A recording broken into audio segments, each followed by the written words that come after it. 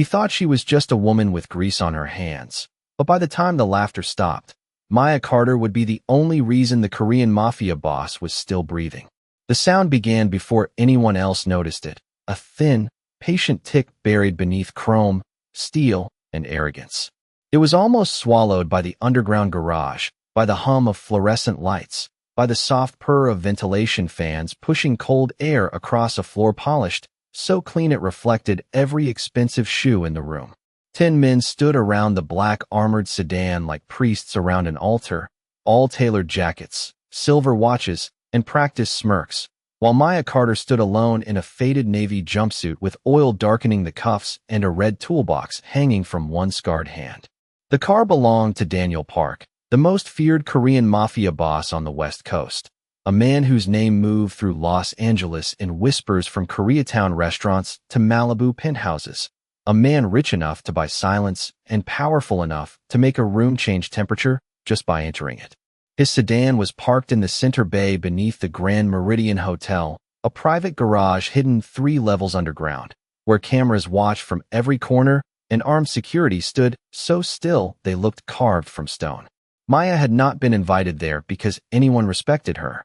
She had been brought in because the regular mechanic had disappeared before finishing the final inspection, and Daniel Park was scheduled to leave in less than 20 minutes for a meeting no one in that room dared call ordinary.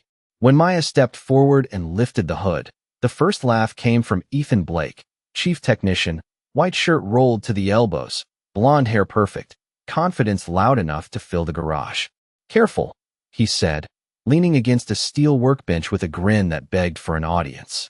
"That engine costs more than your whole block." A few men chuckled. One covered his mouth like he was trying to be polite. Another whispered something about whether she had mistaken the place for a tire shop. Maya did not turn around. She had learned years ago that humiliation was like exhaust fumes. If you breathed it in too deeply, it poisoned you. So she kept her shoulders still, set her flashlight between her teeth for a second, and studied the engine. Daniel Park watched from 12 feet away, dressed in a black wool coat over a charcoal suit, his expression unreadable, his dark eyes moving from Ethan's smirk to Maya's hands. He said nothing. That silence made the laughter worse, because everyone in the garage mistook it for permission. "You know this isn't a pickup truck, right?" Ethan added, louder now. "No offense, sweetheart, but maybe start with the windshield wipers." Maya's fingers paused over the engine cover. Not because of the insult, because beneath the warm scent of motor oil and premium fuel, beneath the sharp chemical smell of cleaning solvent, there was something else. Burnt plastic. Faint but wrong. Her father used to say machines always confessed before they failed. You just had to listen before pride started talking over them. Maya leaned closer, her curls tied back in a low puff, her cheek catching the cold white light as her eyes traced the wiring harness. Factory clip intact. Coolant line clean. Battery terminal untouched.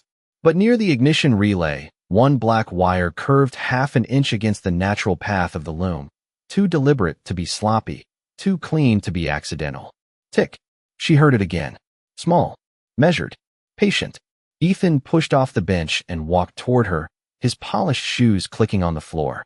"What? You praying over it now?" The men laughed harder. Even one of Daniel's younger guards let a smile break through before Marcus Reed, the head of security, shot him a look that erased it. Maya slowly lifted her head, her face calm, but her pulse had changed.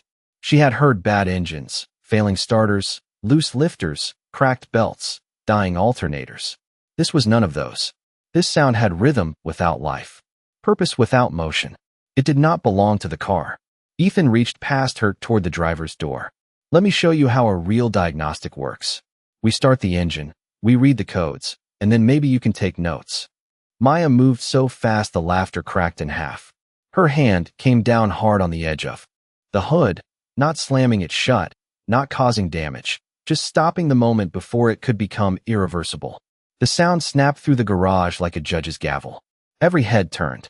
Ethan froze with his fingers inches from the door handle. Maya did not look at him. Her eyes were on Daniel Park now, steady, dark, and unshaken. Nobody starts this engine. The garage went quiet, but it was not respect yet. It was disbelief. Ethan blinked, then gave a short laugh that died alone. "Excuse me." Maya took one careful step back from the car. Nobody touches the ignition. Nobody uses a radio near this bay. Nobody opens or closes another door until your security team clears the vehicle. Marcus Reed's hand drifted toward his earpiece, then stopped as her warning registered. Daniel Park's expression changed by less than an inch, but everyone felt it. The air tightened. "Why?" he asked, his voice low, controlled, almost gentle in the way dangerous men become gentle when they are measuring the truth. Maya pointed into the engine bay, to the place where the wrong wire disappeared beneath the cover. "Because that is not factory wiring." Then she turned her head slightly, listening to the tiny pulse hidden inside the machine. "Tick, tick, tick. And whatever is in your engine," she said, each word landing clean. "It was not put there to fix your car." No one laughed after that. 3 hours before Daniel Park's garage fell silent, Maya Carter was lying on her back beneath a 1998 Ford Explorer in South Los Angeles, tightening a cracked oil pan bolt while rain tapped against the tin roof of Carter Auto like impatient fingers. The shop was not much to look at from the street, just 2 service bays, a crooked sign, and a soda machine that had not worked since Christmas. But to Maya, it still smelled like home. Motor oil, rubber, dust, black coffee, and the faint sweetness of the orange hand cleaner her father used to keep beside the sink. Her father had built the place with a bank loan, 2 socket sets, and the stubborn belief that honest work could hold a family together.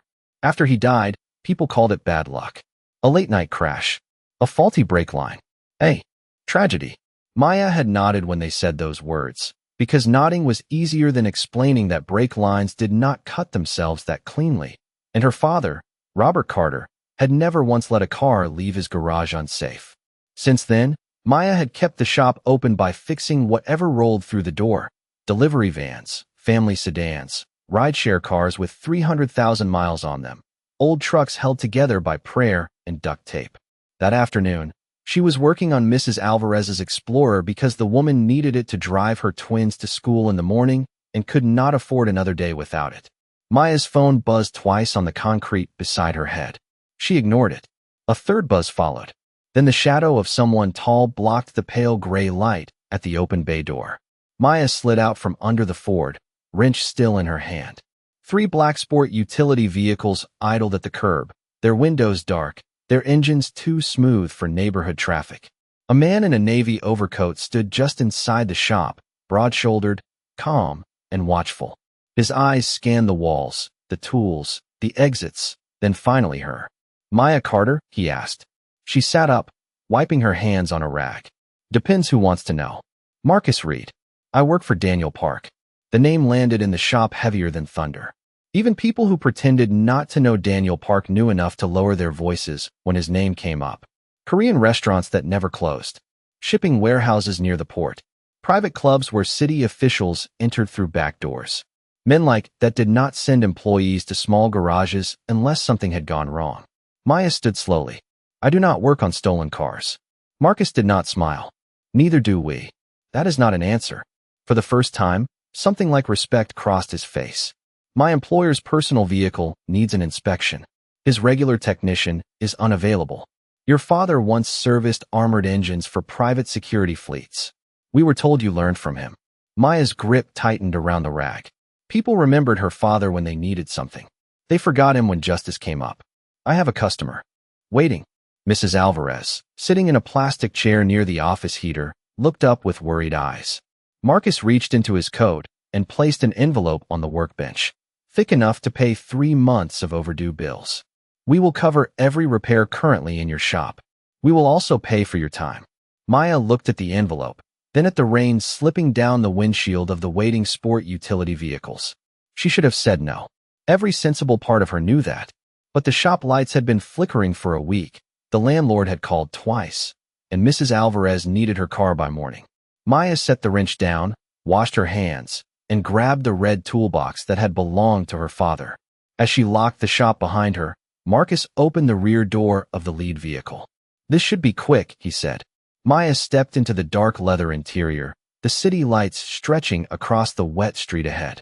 People only say that when it will not be.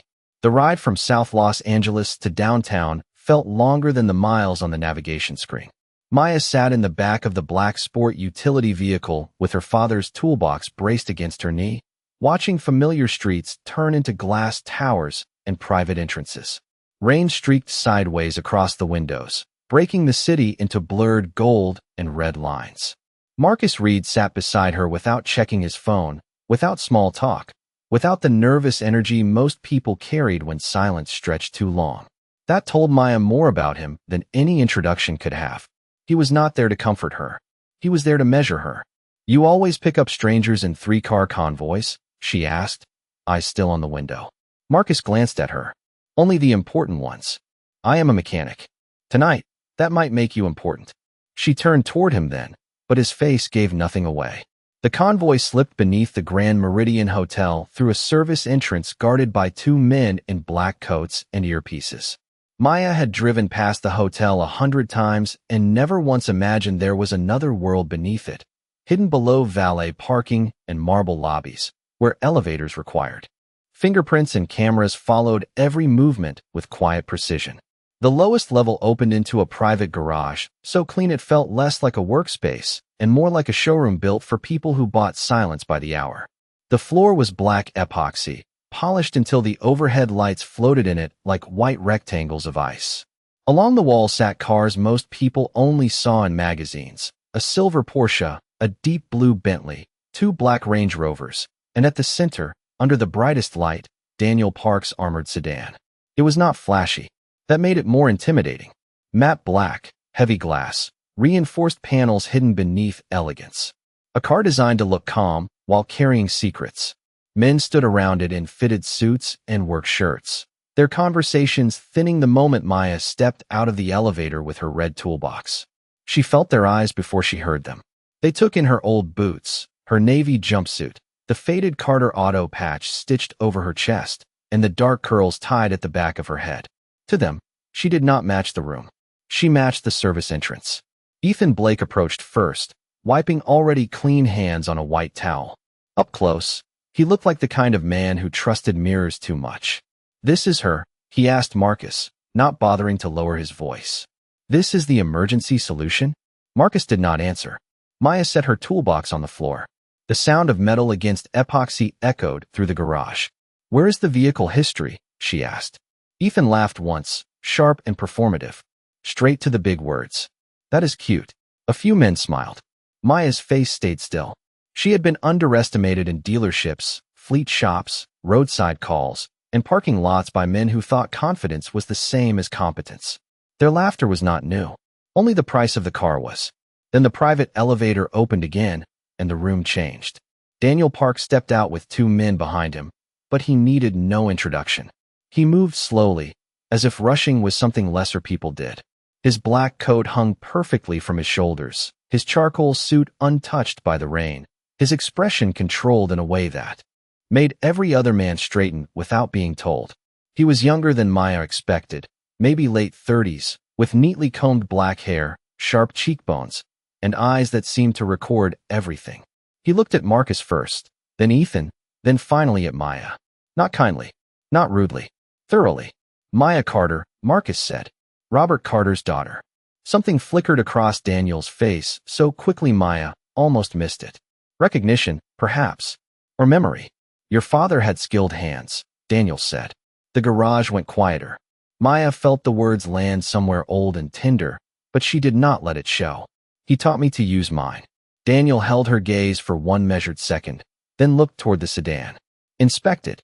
Ethan stepped forward, offended by the simplicity of the command. "Mr. Park, with respect, my team already completed the first pass. Bringing in someone from a neighborhood garage is unnecessary." Daniel did not turn his head. "Then her inspection should not trouble you." The sentence was soft, but it closed around Ethan like a door. Maya picked up her toolbox and walked toward the sedan. As she passed Ethan, he leaned just close enough for only her to hear. "Do not embarrass yourself." Maya stopped beside the hood and looked at the flawless black paint, the cold reflection of the lights, the silent faces waiting for her to fail. Then she opened the latches, lifted the hood, and smelled the first lie before she saw it. The first lie was the smell. Not gasoline, not coolant, not the warm metallic breath of a hard-used engine, but a faint trace of heated plastic hiding beneath layers of polish and expensive detailing spray. Maya held still for 1 second longer than anyone expected, letting the garage sound separate in her mind. The ventilation system hummed above. Rainwater ticked from the undercarriage of one of the sport utility vehicles near the entrance. Somewhere behind her, a watch bracelet shifted against a cuff. Then came Ethan's voice, smooth and impatient. "You do know the engine is under the cover, right?" A few men laughed, not loudly at first, just enough to test whether Daniel Park would allow it. Daniel said nothing. His silence gave the room permission to become cruel. Maya reached into her toolbox, took out a flashlight, and bent over the engine bay. The sedan was immaculate, every surface wiped clean, every hose dressed and aligned, every factory label untouched. Too clean. Mechanics who cared about cars left fingerprints in honest places. Someone had erased theirs. Ethan moved closer, standing at her shoulder like a teacher waiting for a student to fail. "Maybe you want me to explain the layout," he said. "This is a customized V8 platform with reinforced shielding, upgraded cooling, and a secure ignition system. Not exactly the kind of thing you see in a corner garage." Maya's jaw tightened, but her eyes stayed on the wiring. A corner garage is where people learn what happens when rich men ignore small noises. The smile slipped from Ethan's face. One of the technicians gave a low whistle, amused now for a different reason. Ethan leaned in, his voice harder. "Careful. You are not here to give speeches. Then stop talking while I am listening." The garage fell into a different kind of quiet. Marcus Reed's gaze sharpened. Daniel Park's eyes did not move from Maya. Ethan looked around, embarrassed that a woman he had already dismissed had corrected him in front of the room. Pride rose in his face before judgment could catch it. He grabbed a diagnostic tablet from a nearby cart and held it out like a prop. "Fine. Since you are listening to fairy tales, I will use actual equipment." Maya did not take the tablet. "Do not connect that yet." Ethan laughed again, louder, forcing the others to follow. "There it is. Afraid of the scanner now?" He turned toward Daniel with a polished little shrug. "Mr. Park, this is wasting time. We have 17 minutes before departure. My recommendation is simple. We start the car, run the system check, and clear whatever imaginary ghost she thinks she smells." Maya lifted her head slowly. "If you start this car, you may not get the chance to regret it." The sentence landed flat and cold. Ethan stared at her, then smiled like he had been given the perfect opening. "Listen to yourself. You walk in here from a two-bay repair shop, touch one engine, and suddenly everyone should panic because you have a feeling." He pointed toward the car, then toward her toolbox. "This is not some old Ford with a bad alternator. This is Mr. Park's personal vehicle. It was built by professionals, serviced by professionals, protected by professionals." He stepped even closer, lowering his voice just enough to sound polite and insulting at the same time. "And you are here because someone felt sorry for your last name." For the first time, Maya looked directly at him. The words had found the place he meant them to find. Her father, her shop, the life she had been holding together with late invoices and tired hands. But pain, in Maya Carter, did not come out as tears when engines were open. It became focus. She turned back to the sedan and ran the flashlight beam along the ignition harness. There it was again, almost hidden beneath the factory wrap, a slight rise where the tape sat too smooth, too new, too careful. She reached for a plastic trim tool. Ethan caught her wrist before she touched the cover. Not hard enough to hurt, but enough to humiliate. "Do not pry at a $600,000 car because you want attention." Marcus took one step forward, but Maya spoke first. "Move your hand." Ethan held on for 1 second too long. Daniel's voice cut through the garage, soft as falling ash. "Let her work." Ethan released her immediately.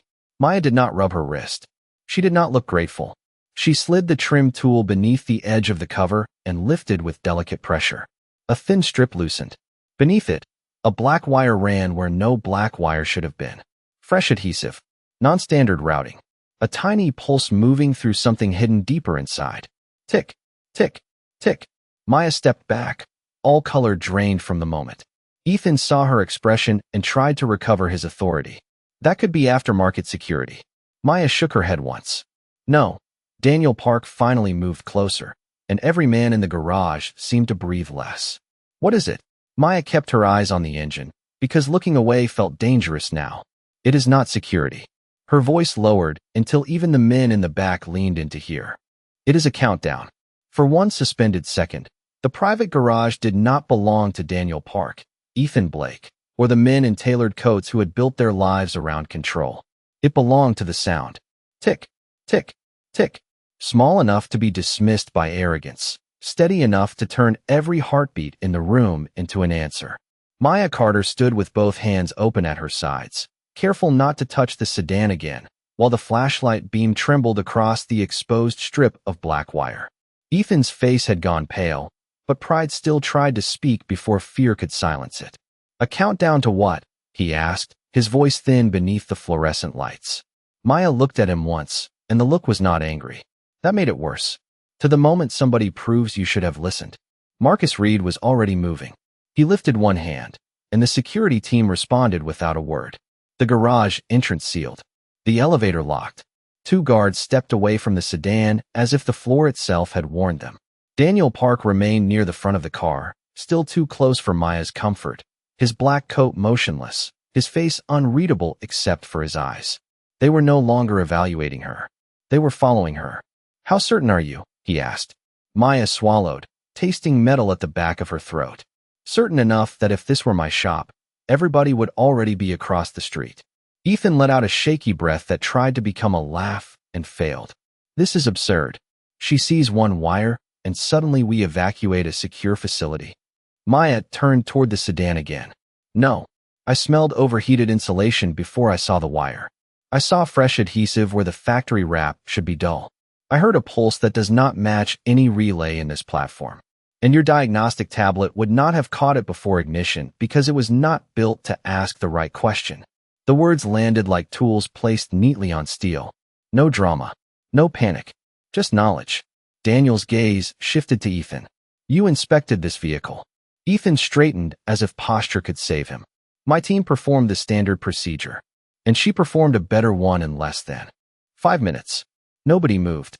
The sentence did not rise in volume, but it cut through every excuse waiting in Ethan's mouth. Maya should have felt vindicated, but there was no room for satisfaction. Not with that patient ticking under the hood. Not with Daniel Park still standing inside the danger line like a man who had spent too many years believing death respected status. Mr. Park, she said, and the formal words felt strange on her tongue. You need to step back. Several men looked at her, as if she had crossed a boundary more dangerous than the car. Daniel Park was not a man people instructed. He was a man people obeyed. But Maya did not lower her eyes.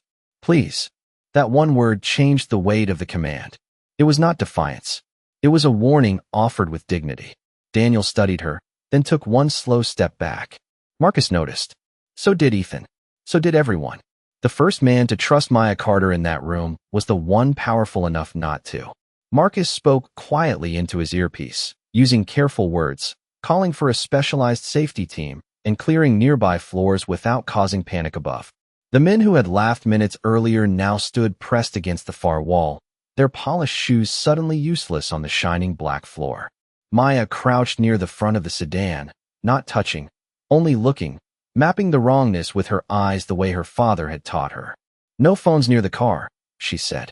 Marcus repeated it instantly, louder. Phones went dark. Radios were lowered. The garage became a chamber of held breath.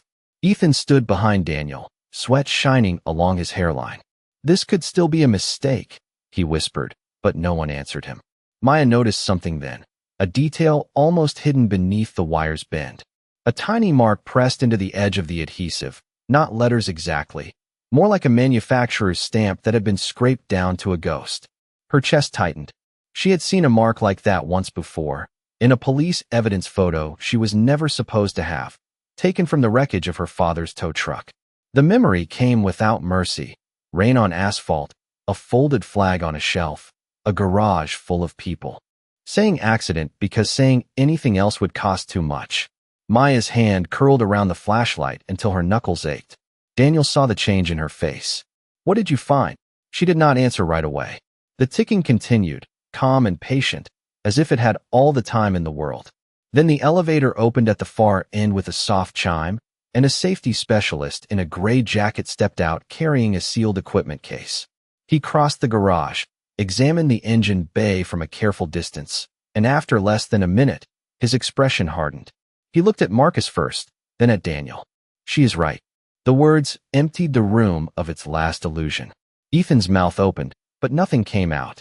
Daniel Park turned slowly toward Maya Carter, and for the first time since she had arrived, his face showed something beyond control. Not fear, not gratitude yet. Recognition.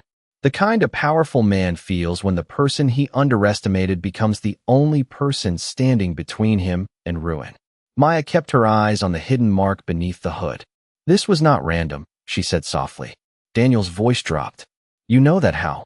Maya looked up at him then, and the garage seemed to grow colder around her words. Because whoever touched your car tonight touched my father's car before he died. The words left Maya's mouth quietly, but they moved through the garage with more force than shouting ever could. Whoever touched your car tonight touched my father's car before he died. Daniel Park did not answer at once. Neither did Marcus Reed. Even the safety specialist paused beside the engine bay, one gloved hand hovering above his equipment case, his eyes shifting from the hidden device to Maya's face, as if he suddenly understood this was no longer only a security emergency. Ethan Blake stood near the wall, breathing through parted lips, stripped of every joke he had brought into the room. The ticking had been contained now beneath a dome of clear protective shielding, not stopped, but isolated, watched by people trained to handle danger without panic. Still, the sound remained. Tick, tick, tick. A small, patient reminder that arrogance had nearly killed everyone in the room. Daniel took one step closer to Maya, careful to stay beyond the line Marcus had marked with yellow tape. Your father was Robert Carter, he said. It was not a question. Maya's eyes narrowed. You knew him? Daniel's face did not soften, but something behind it shifted, like a locked drawer sliding open in the dark. I knew of him. Men in my world talked about him with respect. Maya gave a bitter little smile that never reached her eyes. Funny. Men in my world only talked about how fast everyone forgot him. The sentence struck harder because she did not raise her voice. Her dignity stayed upright, even with grief pressing against it. Daniel looked toward Marcus. One look was enough. Marcus sent the remaining technicians farther back, then dismissed everyone except the safety team. Ethan hesitated, pretending he still belonged near the center of events. Daniel turned his head slightly. Not you. Ethan blinked. Mr. Park, I should remain available in case your team needs technical context. The technical context is that you missed what she found. Ethan's face tightened. With respect, sir, she may have seen something, but that does not make her qualified to make accusations about my department. Maya looked down at her hands. Oil sat in the lines of her palms no matter how often she washed them. Her father used to say honest work always left proof. She lifted her gaze to Ethan. I am not accusing your department. Ethan seemed to relax for half a second. Then Maya continued. I am saying whoever planted this New Year inspection routine well enough to hide behind it. The room went still again. Daniel's eyes moved from Maya to Ethan, not with anger, but with something colder. Calculation. Marcus understood it too. His hand went to the tablet at his side, and he began pulling access logs, schedules, camera footage, names. Ethan's confidence broke into silence. Maya turned back to the engine bay, but the garage around her dissolved for a moment, replaced by another night 2 years earlier. Her father had called her at 11:42, laughing softly over the phone because he had found something wrong in a client's custom sedan. Something hidden so cleanly, he said it reminded him of old military work. He told Maya not to worry. He told her to lock up the shop and go home. He told her he loved her in that casual way parents do when they think tomorrow is guaranteed. By sunrise, people in uniforms were standing outside Carter Auto with careful faces and empty explanations. Faulty brakes. Wet road. No foul play. Maya remembered staring at the tow truck, at the front end folded inward, at one strip of black adhesive with a half-scraped mark clinging to the wreckage like a signature. No one else cared about it. She had kept the photo anyway. She had studied it until the image lived behind her eyelids. Now, in Daniel Park's private garage, that same ghost mark sat beneath a $600,000 hood. Not identical by accident. Not similar by chance. The safety specialist finally spoke, his voice low and controlled. Mr. Park, the device is stabilized for transport. Whoever built it used a delayed ignition trigger and a secondary timing circuit. It was designed to activate only after the vehicle left this floor. Marcus's expression darkened. So it was not meant to happen here. No, the specialist said. It was meant to happen in public. Daniel's jaw tightened, but he did not look surprised. Men like him measured betrayal before they named it. Maya, however, understood the shape of it before the others did. You're meeting tonight, she said. Marcus looked at Daniel. Daniel looked at Maya. 3 families, she continued, piecing together what no one had told her out loud. A hotel exit. Cameras outside. Witnesses. If something happened to your car after you left, everyone would blame whoever was waiting for you. Daniel's silence confirmed it. Ethan whispered, almost to himself, that would start a war. Maya turned toward him. No, it would give somebody permission to start one. Daniel Parks studied her then, not as a mechanic pulled from a neighborhood shop, not as Robert Carter's daughter, not as a woman his men had laughed at under fluorescent lights, but as the sharpest mind in the room. How did your father teach you this? He asked. Maya's throat tightened, but her voice stayed steady. He taught me that machines do not lie. People do. For the first time, Daniel lowered his eyes, not in shame exactly, but in recognition of a debt he had not earned and could not pay with money. Then he looked at Marcus. Find out who had access. Marcus nodded. Daniel's gaze returned to Ethan. Start with the men who laughed loudest. Ethan went pale. Maya did not smile. Justice, when it finally entered the room, made no sound at all. The investigation began without raised voices, which made it feel even more dangerous.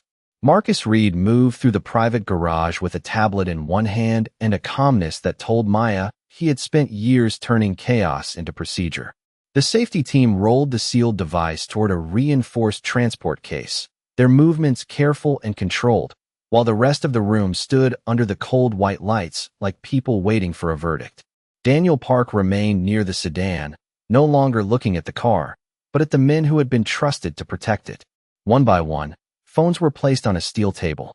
Access cards were scanned. Names were checked against entry logs.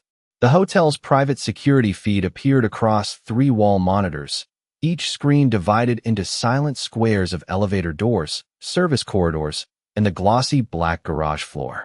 Maya watched from beside her red toolbox, her hands resting at her sides, feeling the strange weight of being both outsider and center of the room. Less than 1 hour ago, they had laughed at her. Now every man avoided her eyes as if her silence had become evidence. Ethan Blake stood near the workbench, arms folded too tightly, his confidence shrinking each time Marcus asked another question. Who signed off on the final inspection? Marcus asked. Ethan cleared his throat. I did. Who had the vehicle alone after that? No one. Marcus tapped the tablet once, and the middle monitor changed. A timestamp appeared in the corner, 2 hours before Maya's arrival. The sedan sat under dim service lights. Ethan stood beside it with another man, a thinner technician named Paul Ramsey, whose gray uniform now looked too clean under scrutiny. Paul shifted his weight near the wall.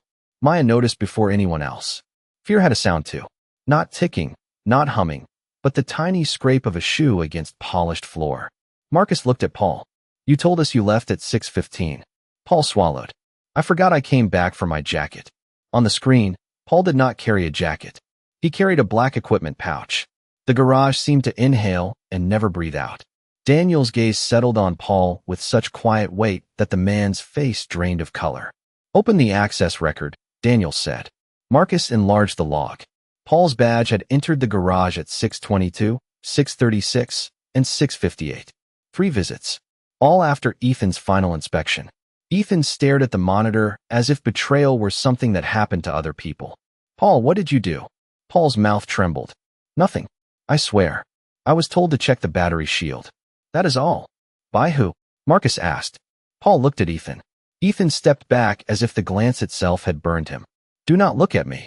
Maya studied the footage. The body language was wrong.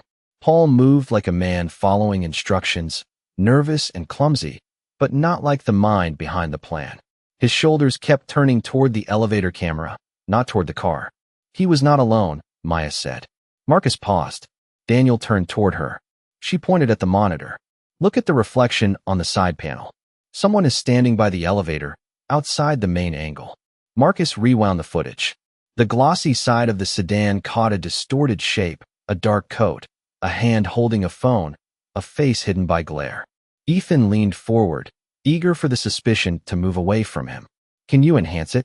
Marcus did not answer. He adjusted the frame. The image sharpened just enough for the room to recognize the posture before the face became clear. Daniel went very still. Marcus's jaw tightened. The man in the reflection was Victor Shaw, Daniel's senior security advisor, the one person who had approved the route for that night's meeting. He was not in the garage anymore. The realization moved through the room like cold air under a door. Paul's knees weakened, and he grabbed the edge of the table. "He said it was a security upgrade," Paul whispered. "He said Mr. Park ordered it quiet because of leaks." Ethan looked sick now, not innocent, just small. All his arrogance had protected nothing. Daniel turned toward Maya. "You said the mark matched your father's case." Maya nodded once. Marcus pulled up Victor Shaw's personnel file, then a second screen of old contracts, shell companies, and service vendors. One name appeared in both Daniel's current security network and the archived paperwork tied to the repair order her father had questioned 2 years earlier. Black Harbor Logistics. Maya felt the floor tilt beneath her, but she did not move. Daniel read the name, then looked back at her with an expression that carried the first true shadow of regret. "Your father found them before I did." Maya's voice came out low, and they made sure no one believed what he found. The garage fell silent. Not the stunned silence of fear this time, but the heavier silence of a truth arriving late.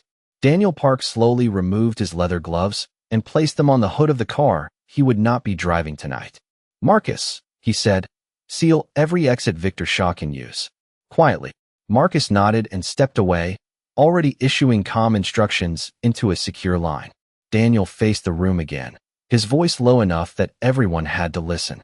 "From this moment, no one speaks to the police, the hotel, or each other without my approval. No one touches a vehicle. No one leaves." Then his eyes found Maya, and the command in his face softened into something almost human. "Except her." Ethan looked up sharply. "Mr. Park." Daniel did not look at him. "She leaves if she chooses." Maya stared at him, surprised despite herself. Power had always trapped people in her experience. It had never opened a door. Daniel continued, quieter now. "But if she stays, she does not stand behind my men. She stands beside me." Every face turned toward Maya Carter, the woman they had mocked, the mechanic they had dismissed, the daughter of a man the world had forgotten. She looked at the sealed transport case, the frozen image of Victor Shaw, then the old name glowing on the monitor like a wound. Finally reopened. Her father's toolbox sat at her feet, scratched and red and stubborn under the bright garage lights. Maya picked it up. "Then we find him," she said. Daniel Park gave one slow nod. And for the first time that night, no one in the room questioned her. Maya expected Daniel Park to move like the men she had always seen on television, loud orders, slammed doors, fear used like a hammer. Instead, he became quieter. That was what made everyone obey faster.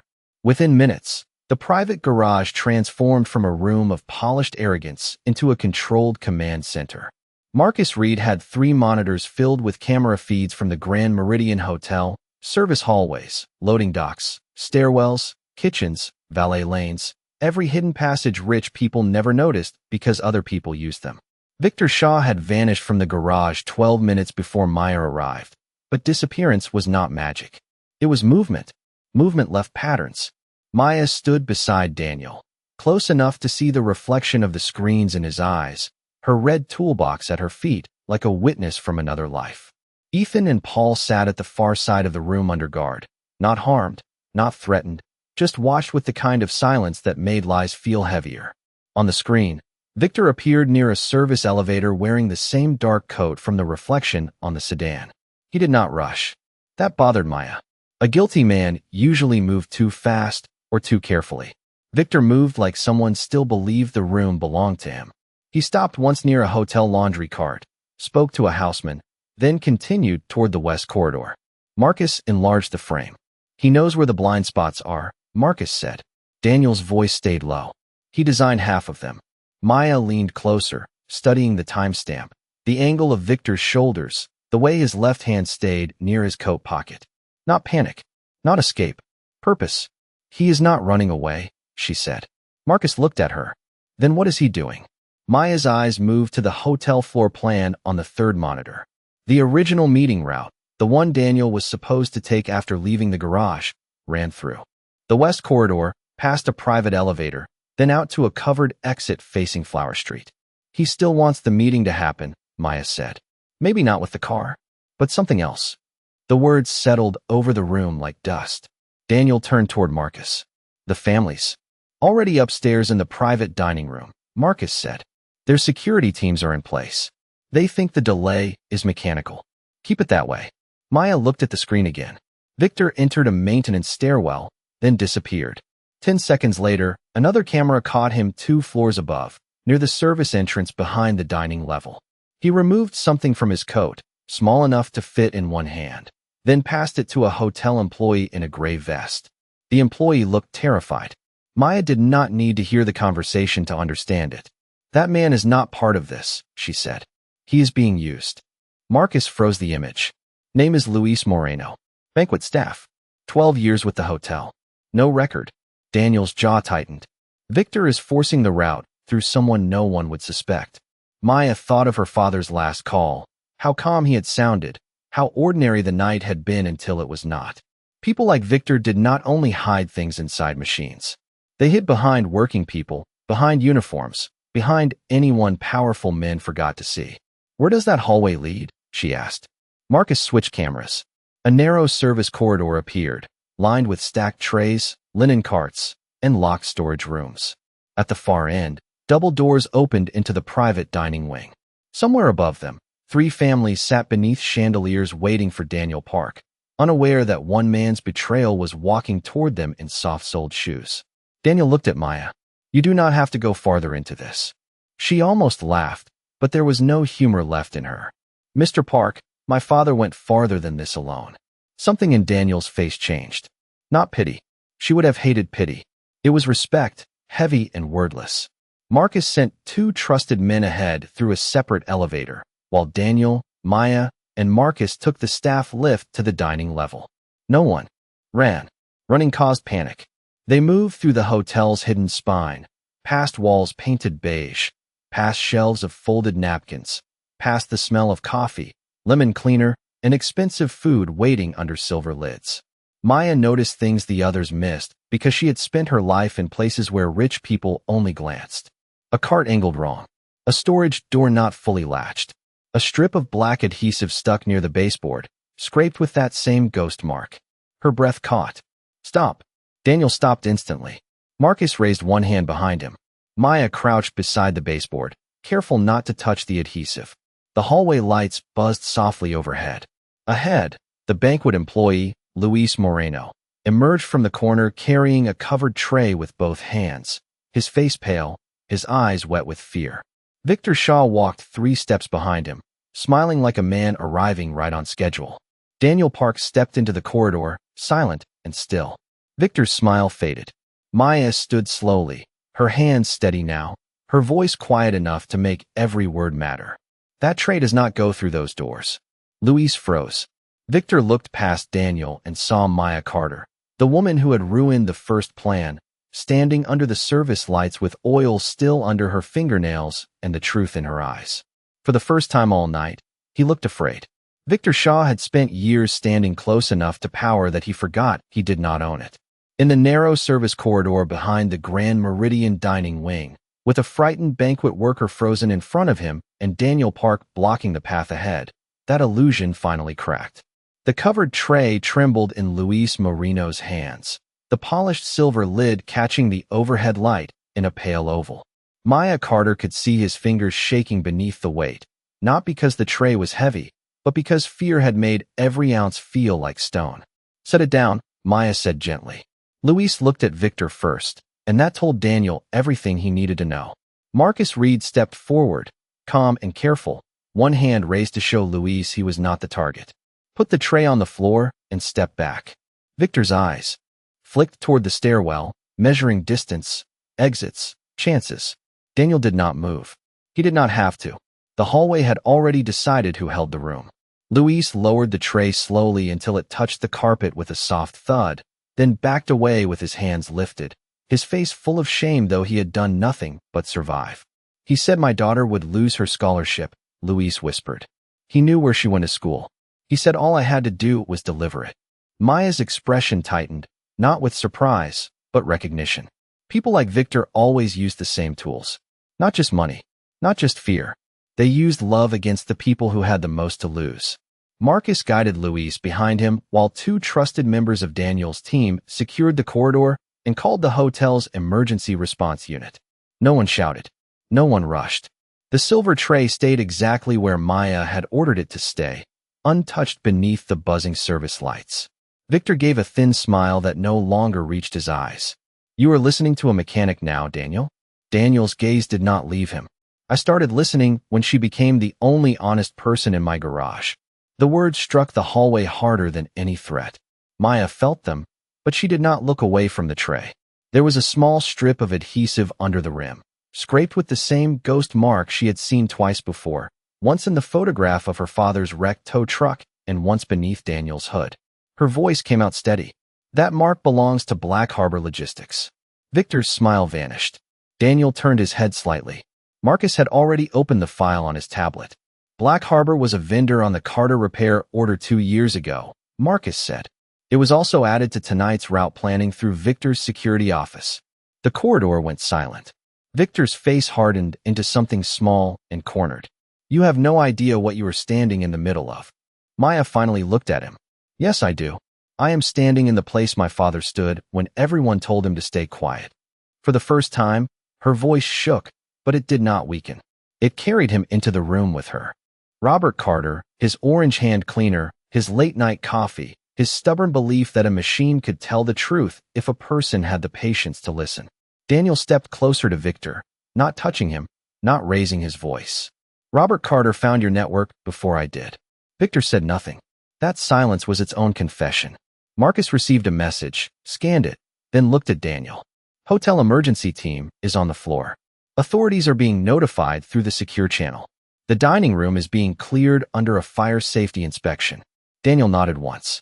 The men at the far end of the corridor moved with professional restraint, guiding Victor away from the service doors, while Marcus kept every step controlled and visible. No spectacle, no cruelty, just consequence. As Victor passed Maya, his eyes dropped to her oil-stained hands, and the old contempt tried to return, but it had nowhere left to stand. All this because you heard a sound, he muttered. Maya held his gaze. No, all this because you thought people like me do not matter. He looked away first. Moments later, the private dining doors opened, and guests in expensive suits stepped into the hallway confused but safe, escorted away from a disaster they would never fully understand. Daniel watched them go, then turned to Maya. Under the soft service lights, the most powerful man in the building lowered his head, not deeply, not theatrically, but enough for every person present to see it. Miss Carter, he said, I owe you my life. More than that, I owe your father the truth. Maya swallowed hard. For 2 years, people had treated Robert Carter's death like a closed file, a sad accident, a name to be spoken gently and then forgotten. Now, in a hallway hidden behind wealth and power, that name had finally made powerful men stop and listen. Daniel removed a black card from inside his coat and placed it on top of her red toolbox. Your shop will be protected. Your father's case will be reopened properly. And no one in my organization will ever speak your name with disrespect again. Maya looked at the card, then at Daniel. I do not want charity. It is not charity, he said. It is respect. Behind them, Ethan Blake had been brought up from the garage, pale and silent, forced to witness the woman he mocked standing beside the man he feared. Daniel turned to him only once. You mistook oil on her hands for weakness. That mistake almost cost lives. Ethan lowered his eyes. I am sorry, he whispered. Maya did not rush to forgive him. She did not need to. Her dignity did not depend on his apology. She picked up her toolbox, the old red metal scratched by years of work, and held it the way her father used to carry it when a job was finished. The rain had stopped outside by the time she returned to the garage. The black sedan sat silent under the lights, no longer a symbol of untouchable power, only a machine that had told the truth to the one person humble enough to hear it. Daniel walked beside her, not in front of her. Marcus followed half a step behind. The men who had laughed earlier stood aside without being told. Maya paused at the driver's side, placed one hand on the hood, and closed her eyes for a breath. Somewhere in that quiet, she felt her father's lesson settle into place. Machines did not lie. People did. But sometimes, when one person refused to look away, even buried truth could find its way back into the light. And that night, the world remembered what dignity sounds like when it finally speaks.